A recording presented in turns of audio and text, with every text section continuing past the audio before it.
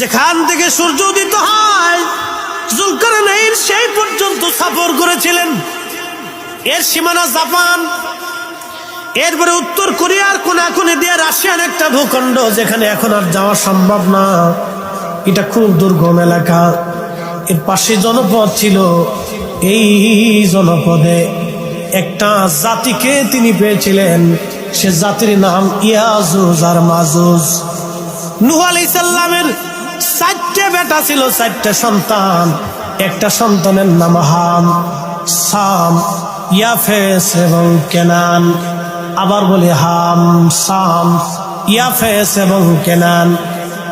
এই হাম এবং সাম, কেনান কাফের হয়ে মারা গেল, মহাপ্লাবনে ডুবে মারা গেল।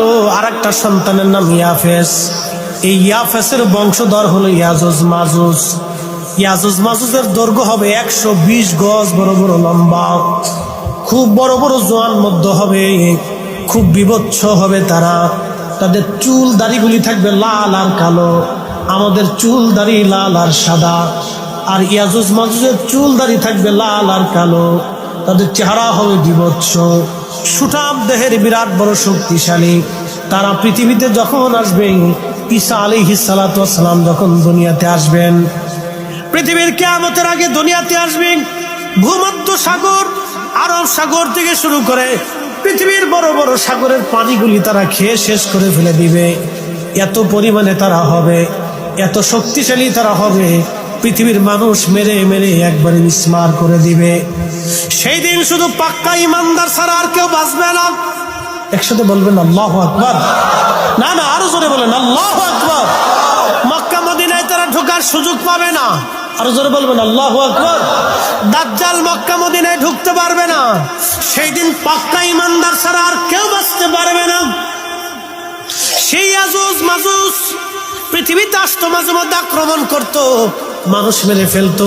লোকেরা বলল, বাদশা জুলকারনাইন, আপনি দয়া করে আমাদের জন্য ওই মানুষগুলি থেকে বাঁচান, যারা বিভৎস এবং খুবই জালিম, যারা জুলুম করে, অন্যায় করে।